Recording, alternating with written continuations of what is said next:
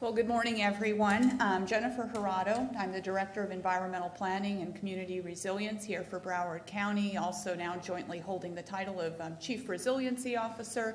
And I really appreciate your joining us here in Broward County, but as part of this compact implementation workshop, our 10th workshop focused on implementation of key recommendations as part of the Regional Climate Action Plan, but more importantly, of course, today the emphasis being on how do we now use our Unified Sea Level Rise projection that many of our local communities have formally advanced to support planning and investments here within our region.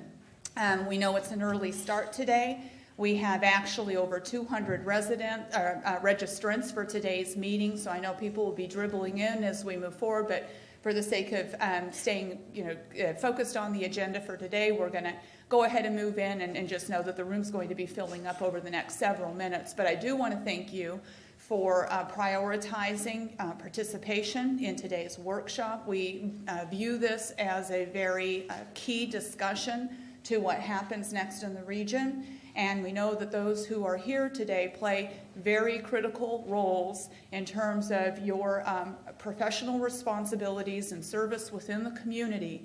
And your attendance here is germane to what happens next as we move forward as a region with the focus on ensuring resiliency is really embedded in the way we plan and design for our investments in the area. So that's a little bit of the stage setting today. I, again, just wanted to really extend our gratitude for your prioritizing the half day with us today. I'll also take this moment just to ask those who are staff to the Southeast Florida Climate Change Compact, if you would just stand up and raise your hand just so I can give recognition to the others here on the other side of the room. A lot of the staff have participated in the planning for today, and I just wanted to acknowledge that. So I'm going to provide a bit of the stage setting today. Is the presentation queuing up, please? Is it on the screens? No, it is there. It's just not. There we go. All right, so I'll do a little bit of the stage setting today. I know that we're really going to be working into very more refined technical elements as we move through the program. I also want to express that we are providing ample time in the course of today's workshop for real robust conversation and discussion. We want to hear from you and have a dialogue with you throughout the day. The formality of the room maybe suggests something different, but this is what we settled with in terms of being able to accommodate everyone who wanted to be able to participate today. But these really are intended to be very dynamic in the way of informational exchanges and knowledge exchange. So please, treat that as the your way for interacting and take full advantage. And we probably won't take questions during the course of presentations, but again, ample time following. I know I don't need to spend any time really providing the framing here about where we are in South Florida. You all know that quite well, but I do think that these statistics are quite significant as we think about the importance of what takes place in our community. And we know that a lot of the unique geographic and kind of population considerations for the area are what really underscore the vulnerabilities or emphasize the vulnerabilities that we have as a community as we think about sea level rise. And this has been the historic condition, and there isn't anything on the immediate horizon that suggests that we're going to see any of these kind of characteristics be de-emphasized over the coming years. In fact, we're seeing very significant increases in growth, in development, and investment that underscores the need for, I would say, immediate infusion of resiliency and treatment of sea level rise as we think about all aspects of planning and development in our communities. And the fact that we are so very low-lying, as we know, is a very significant exposure for both public and private investments in the area. We know that there are very diverse climate impacts overall relating to the region, but we are talking about sea level rise specifically today. And as many of you are already intimately familiar because of your areas of work, you know that this translates into issues of coastal flooding, inland flooding by virtue of the relationships with our stormwater management systems, rising water tables that compound flood conditions and degrade the function of our water management infrastructure, saltwater intrusion that we've been dealing with historically as a region but is substantially compounded by future sea level rise, and beach erosion, where we've had already indications of how that is exaggerated with rising sea levels and even nominal sorts of wind events. And we might not be able to plan for 2 feet of sea level rise as we think about, beach nourishment, but we certainly need to acknowledge that that pressure could be very acute in the future. I am not going to spend any length of time talking about the projection. This is going to be the substance of many presentations that follow, but of course we have gone through a process of developing a unified sea level rise projection, undertaking the exercise and working with a very competent community to help refine this projection over the years, and we're at the point at which many in our community have taken the formal step of integrating the sea level rise projection into their planning processes. But the point is that it isn't just a future outlook that we're having to be responsive to. The fact is that we're already seeing the impacts of what sea level rise in the last several decades is translating into the physical environment and the risk that is being felt within many of our communities today, and the loss of services that has occurred over the last several decades. And we have a number of examples of how this is already being measured precisely in the environment, as well as predictions of how these changes are expected to influence the future condition. And I think it's really important that we point to this type of information, because we are substantially in the process of trying to translate what we know to be realistic predictions about future conditions to the types of materials that end up serving as the basis for project design. And we are aware of the fact that it is challenging when we have presentations and key graphics that may be a single map that aren't yet reflected in code or the design standards, but they're there as reference tools. We have a lot of information that is already readily available. It's about how do we now translate this to the next stage of planning, even though our agency processes are moving a little bit slower than the rate at which the science and the information is coming to us.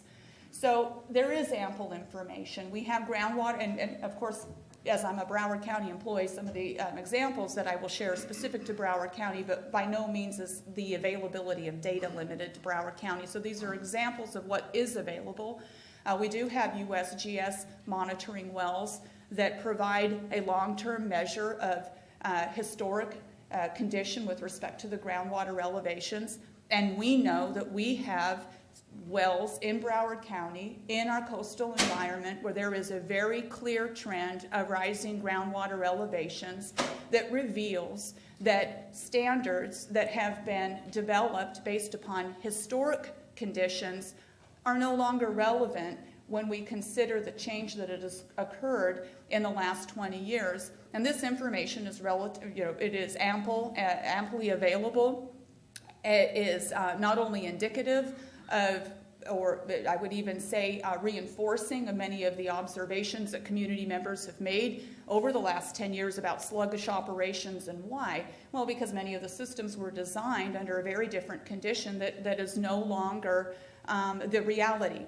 And in addition, we look forward, and we have struggled with the issue of how will adaptation strategies perform when we know that sea level rise is not only something that we have to worry about influencing the land surface, but its subsurface because of our geology.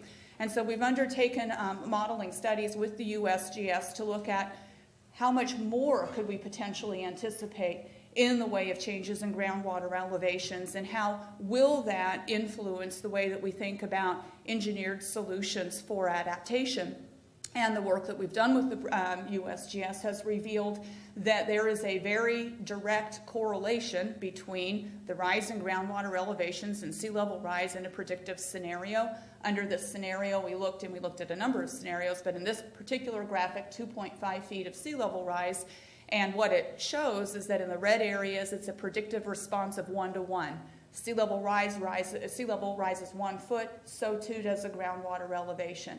The interesting thing is as we move from the coast inland, the yellow line basically reveals the 50% response, where with 2.5 feet of sea level rise, we could anticipate 1.25 feet rise in groundwater elevation.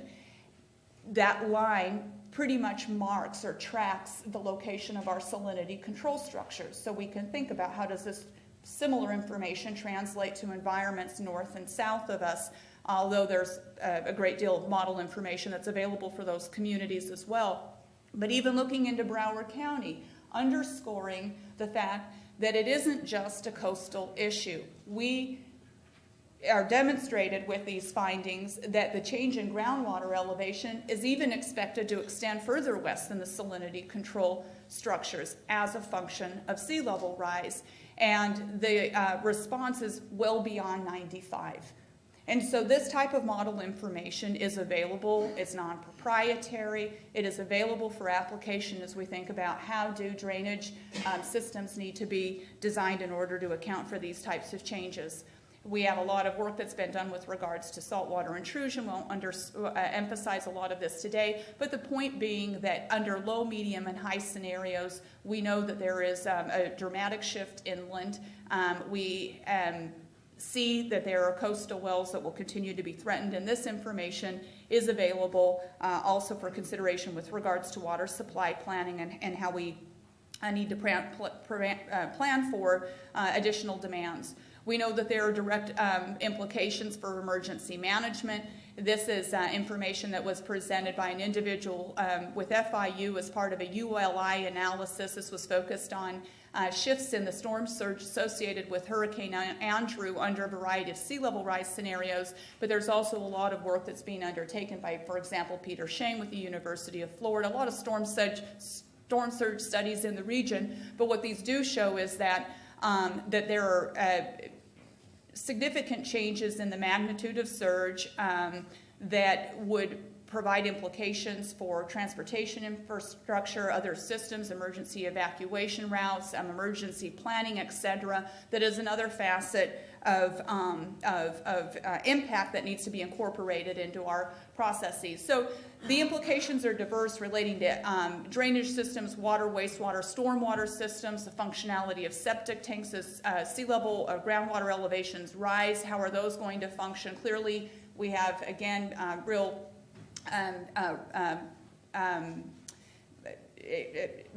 current impacts to the north where we can see that the water quality implications when a variety of nutrient inputs are entered into our systems, and we have an additional source that could be quite local with regards to our septic fields and those impacts with time.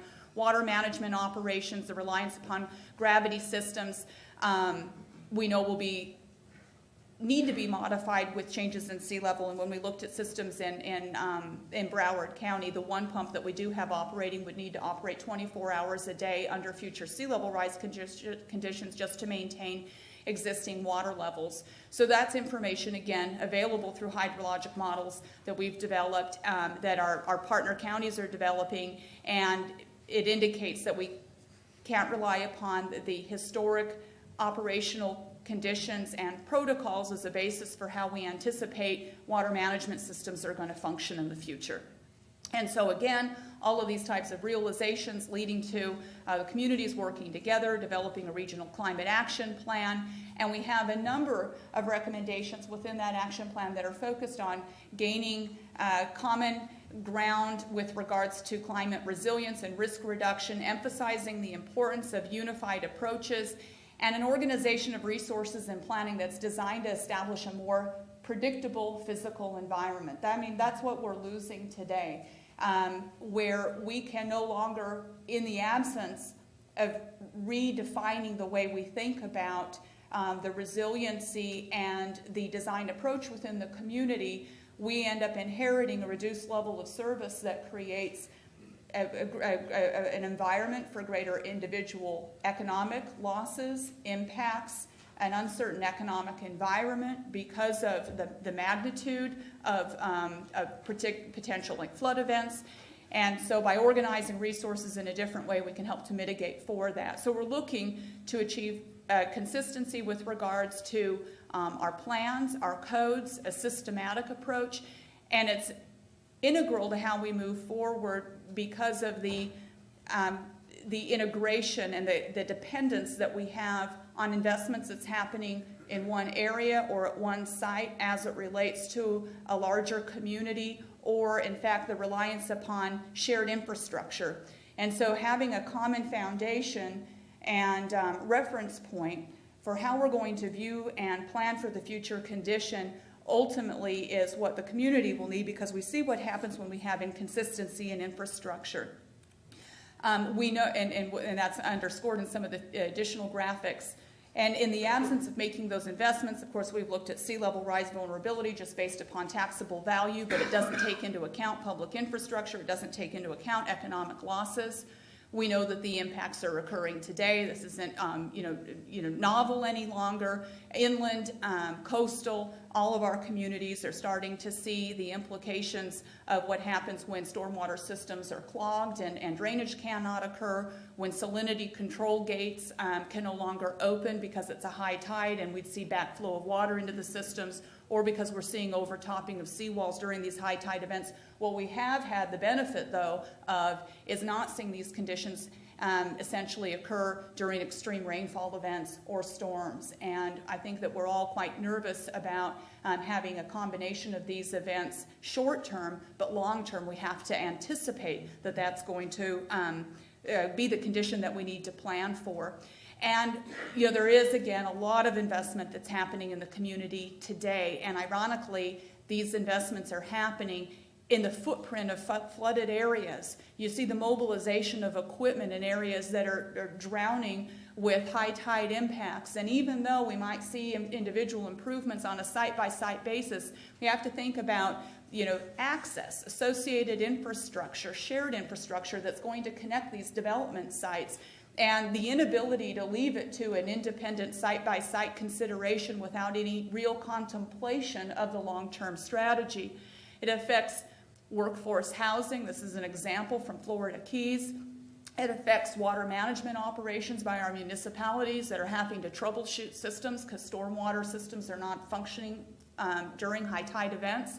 It's driving individuals to have to undertake improvements on their property without any clear guidance. And this may be an adequate response or not, but in the absence of any response, not only does this property flood, but so too does the community because of the entry point. So we're preparing to try to gain the kind of regional consistency that's needed, but in the meantime, we're relying upon all the individuals who are here to be there at the right time in the conversation to help influence and ask the questions with regards to resiliency and to help develop the types of design solutions that need to be contemplated for projects that are taking place now.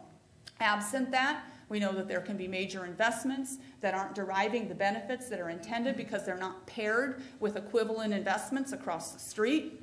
We know that when there are inequities or distinctions between seawall elevations, and here we have, it's almost like a water peninsula. We have 3 or 4 different seawall elevations in this very small area, and even for the community or the resident who has still a couple of inches of additional capacity, they might as well not have a seawall at all because there's a breach of about 4 inches that's allowing the flooding from the street to enter their property. Again, underscoring the need of not being able to rely upon individual site improvements, but having to think about sites as part of a larger plan and trying to ensure the types of tiebacks that are required, the connections to the more resilient infrastructure so that the benefit of that investment, again, is fully realized.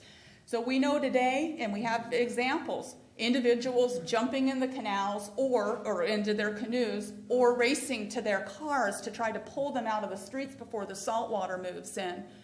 We know that we're going to be moving to a new paradigm. This might be a little bit idealized, but we also know that we are going to start to see this stepwise transition towards greater resiliency in the community, and we have evidence of that today. Many of our municipalities And our regional governments are taking active steps, stormwater pumps, storm valves. We have individual, again, site improvements with raised elevations for seawalls. We're looking to build regional storage within the system. Great advancements, but again, still not part of a focused and shared regional strategy where we can assure that every project is being treated with this equivalent level of sensitivity with regards to sea level rise. We have examples in Miami Beach of where this is really integrated in a unique manner into the landscape, not obtrusive, but finding unique ways to ensure that resiliency is part of the way investments are taking fold. But these, again, need to be part of a more community focused approach where we're looking at as investments are taking place. And we do have examples of I'll provide a very acute one, where we have agencies that are making really great investments in stormwater infrastructure, such as DOT, but we know that the communities on either side are going to be in need of those same investments in a very short period of time, but we as a community aren't yet ensuring that as this public infrastructure is being put into place, that it's being sized or it's being designed to accommodate some of the broader needs. So we're making these major investments that we're not going to be able to revisit. We certainly can't ask every community to make redundant investments and have all these same projects aligned in parallel. But thinking again about where we're putting major investments in place and assignment of resources, where can we gain the additional investment that's needed in order to size it up or provide a stub out perhaps that will allow for these interconnected systems to begin to be integrated throughout our community design. And we have lots of examples where we treat other types of design analysis in more of a holistic fashion, such as transit-oriented development, but we're not thinking about sea level rise in that manner yet. And we need to think, too, about how these same investments can serve multiple purposes. So it may be storage and water quality treatment and aquifer recharge, etc. In the absence of making the types of investments that are needed, we know that there are concerns about, I thought I was hiding that slide, actually. Maybe I met the right one. And I thought maybe it was earlier. Maybe I did hide the right one. But the economic considerations are significant. If we have had extensive consideration about affordability and access to flood insurance.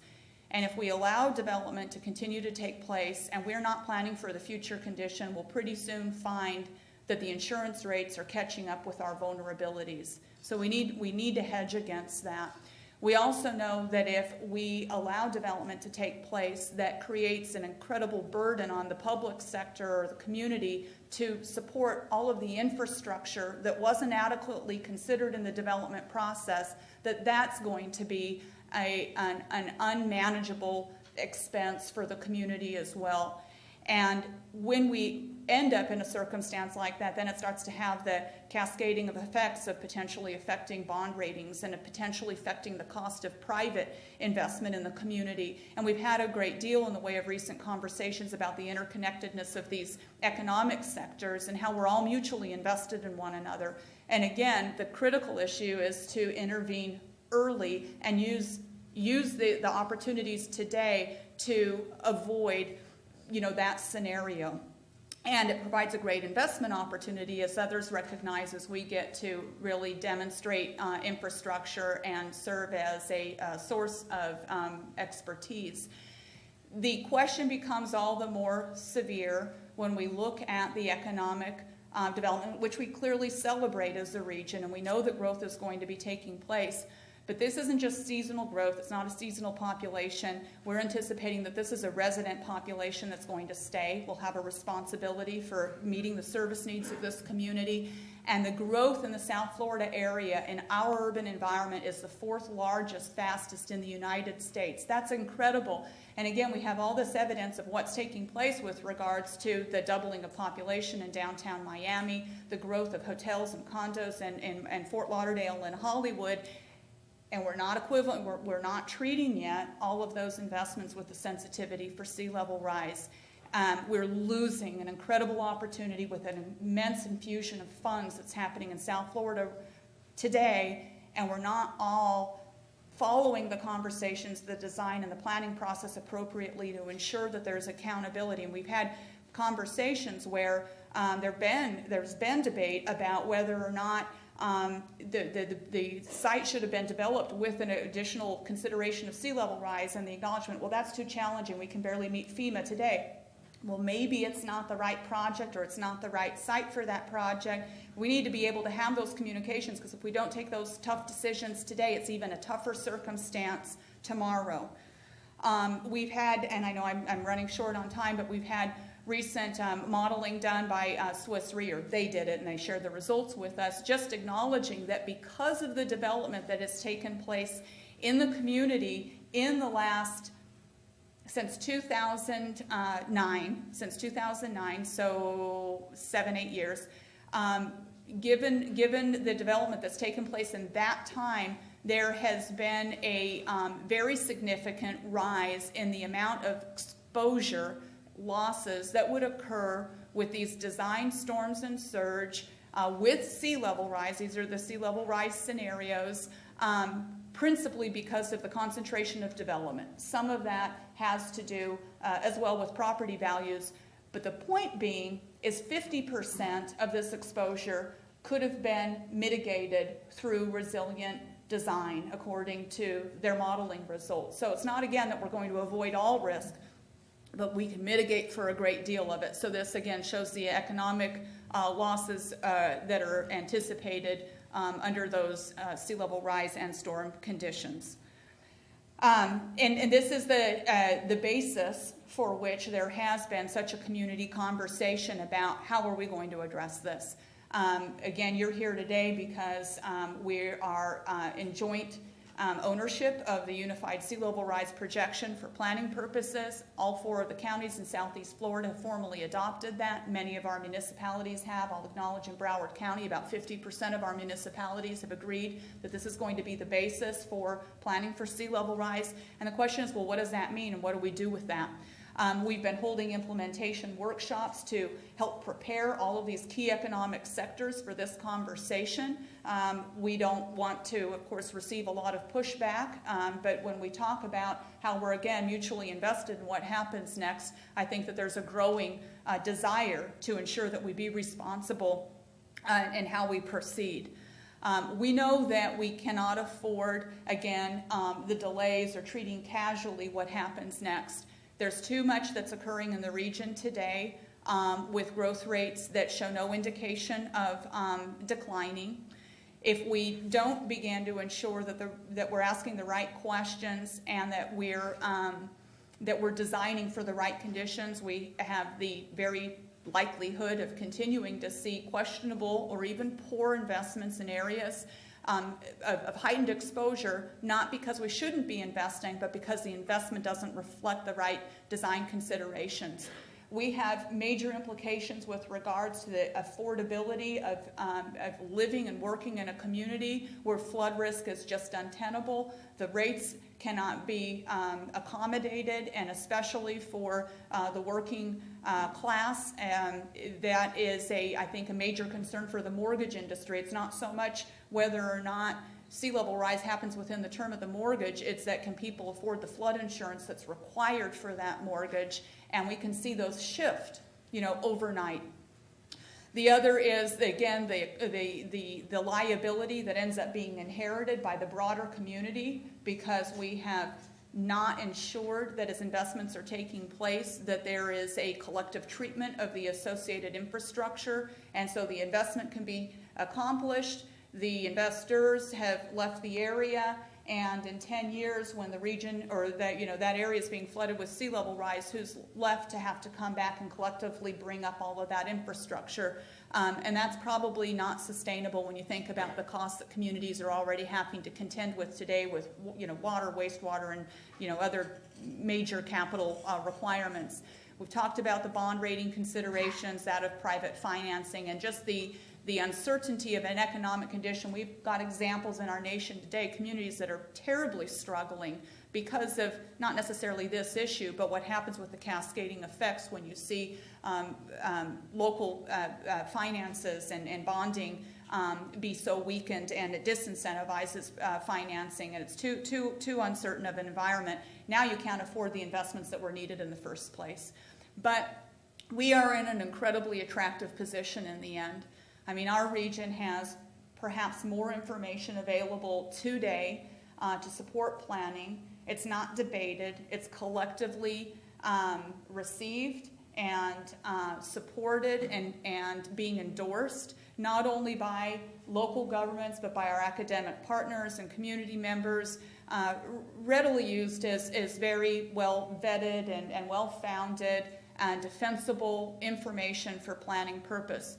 We've got the data from these expansive networks that have been part of the historic investments in the region. But what it requires today is that all of us and you who work in these very key sectors take that information and the expertise that you have as planners or engineers with your knowledge of physics and engineering and design principles, and translate it to the projects. We understand that it's difficult when it's not yet represented in all the historic reference conditions or materials, but there's enough competency that we can make the right types of judgments about how this can inform the processes today, and providing the appropriate framing. And we all, there will be discussions of time and spatial scales that help influence how we move forward. I want to, and I've said it in previous conversations, but the individuals who work across the region are really great resources, because a lot of us are working in very narrow areas and we may not have the benefit of the exposure of the entire landscape. There are others who are very familiar with the geology, with the hydrology, with systems that are performing well and not. And that information needs to be brought more to the forefront to help inform what happens next with local governments. It's not going to be the resiliency being derived only by this consideration of individual projects independent of one another, but I think it really is going to be this continuum of projects, investments, of visioning that's happening across the region, and it's going to happen at so many different scales, whether we're talking about the basis of design, whether we're looking at the master plans, but we know it can't rely simply on the permit that's coming into the regulatory process too late to be able to ask these questions. It needs to be happening very, very early in the formulative processes. We're thinking about investments that are going to be happening over the next 30 years. Last slide. So again, just underscoring the points of the relevance to all of these key economic sectors for the region, public and private interests. We can't pretend that we don't know, the magnitude of what to address. These exposures are really well realized today. We have the information. We understand the difficulties when information is coming forward much more quickly than our agency processes. We're working on those in parallel, but we can't afford to lose the next 5 and 7 years.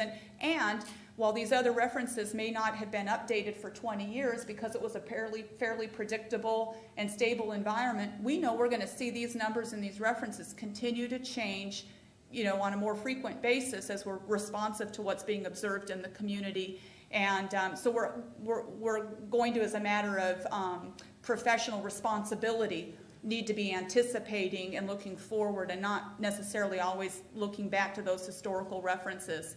We shouldn't be intimidated because a lot of the solutions and strategies are going to rely upon technologies that are already familiar to us. You'll hear a lot about that too through the presentations, I think, today.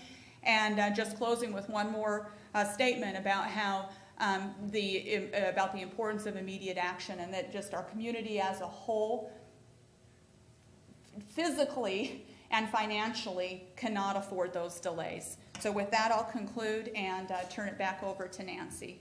Thank you.